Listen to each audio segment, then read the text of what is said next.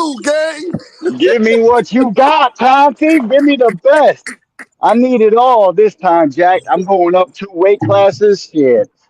Give These me the narratives is snack crazy. Look, pack fucking plus. look. Uh, I'm an Devin old gonna be school. snacked up. Look, I'm Hey, an yo, old Shelly. school. Look, Devin huh? gonna be snacked up versus Brian Hell Norman too. yeah. You're gonna be on Y'all the say that. max Of Yeah, pack. course he is. yeah, The yeah. max Y'all say snack the pack. Of nigga. Y'all course he say the is. nigga Dev never get tired. Yeah, y'all say that shit all the time. So Hey, Yeah, now that's He look, what don't. that's what He crazy to I'm me. an don't. snack is old for, school bro. Raider fan, right? I'm an old school Raider fan, right?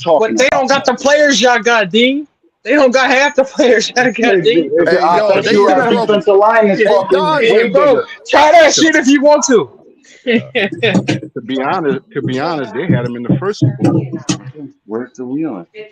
No, you know, I always say, No, it's all love, bro. I'm Jesus about Hey, always Denzel Dondrick, keep Jam. the hold Give a on, fuck home. about y'all. no Hey, football. Dondrick, I had to put your ass on timeout for 10 seconds, Dondrick. Don't you dare be talking about my birds like that. Bring your ass up here. Don't you What'd be he talking say? about my damn birds, Negro. What'd he Huh? say? Talking about Dean the Eagles ain't gonna get out the wild card, Dean. Dodger, you up your goddamn mind, fam. What was though? They were good, right? Like 13 or something. We was 13-3 last year, or 13-4, I think. Yeah. So, we gonna be, hey y'all, don't worry, y'all. We gonna be shit out of that. We gonna be 14-3 this year and back in the Super Bowl. Don't worry about it. Don't even worry about it, y'all. I see y'all. We might First go. of all, y'all We might can't go stop the undefeated. tush push. Can't none of y'all stop the tush push. So until you might can go stop, undefeated. until you can stop the brotherly shove, until you can stop the brotherly shove. Hey D1, you know the play that your man can't execute. Sorry, D1. That's all your quarterback. That's all your quarterback touchdowns is the brotherly shove. That nigga don't run for shit. Stop the cat. Josh Allen is one of the best quarterbacks in the league. What are you talking about? You know it. Hey, yo, hold on. Yo, I was talking about this quarterback. Hey, yo, panel, hold on, y'all. Hold on, y'all. We all about to laugh. Antisocial said, Deem, I got love for you, bro, but it's the Cowboys here. Y'all niggas don't even got a chance. Hey, that quarterback run no balls like Harry Potter. He ain't got no chance. Average ain't it. Y'all need somebody behind the y'all play them niggas game 1 or game 3. Y'all play them game 1 or 3. As long as that billionaire is in charge of picking talent for the Cowboys, as long as that billionaire is in charge in Dallas, you're not gonna win shit. They don't even want to pay their best player. They don't even want to pay their best player. I don't know what's going on over there. The goddamn Cowboys. Hey, KO. As long as Jerry is in charge, you're not gonna win a goddamn thing. For calling the average Prescott next time I'm in the chat. Hey, yo, KO. Since you want to be talking about my man Boots, well, you can't time me out over here, KO. Your bum-ass Cowboys, nigga. Your bum-ass quarterback. It's been 31 years. KO, it's been 31 years, KO. My guy KO is 38 years old. You ain't seen your team win since you was eating cereal in the morning and Superman draws, Negro. They beat the Bills, bro. They beat the Bills twice in a row. That's their last hit. KO, your bum-ass Cowboys. Just know about them, my guy. You be wearing all that Cowboy stuff just for your bum-ass Cowboys to be 9-7, 9-8 back home. Pay Micah Parsons, Negro. Pay Micah Parsons. Tell him this, D. They won't win shit until Jerry dies. Damn. In the year he checks out, that's Jerry the year got that serum. He got that serum. He got the same stuff that Mr. Burns got on The Simpsons, my nigga. I'm telling you, he gonna live forever. Jerry on that snap. He on that snap. Jerry on that snack, Joseph. Facts. You on that shit. That snack pack. Hey, yo, I appreciate y'all. We've been up here 3 hours, man. About to get up out of here. Y'all the fam. Just the fact that we can break off and talk about football. Hey, y'all, make sure y'all go show Cam J some love on the football talk, man. Like, Cam be really doing that football talk. All the time. Who Cam team? And I see you over there. And just, y'all, I just want y'all to know. Cincinnati Bengals. Fly, Eagles, fly on the road to victory. Fly, Eagles, fly. What a touchdown, 1, 2, 3. Hit them low, hit them high, and watch those Eagles fly. Fly, Eagles, fly on the road to victory. E-A-G-L-E-S, Eagles! Motherfucker. All right, bro. I holla at y'all, gang. Y'all already know what this is. Dean, by any means.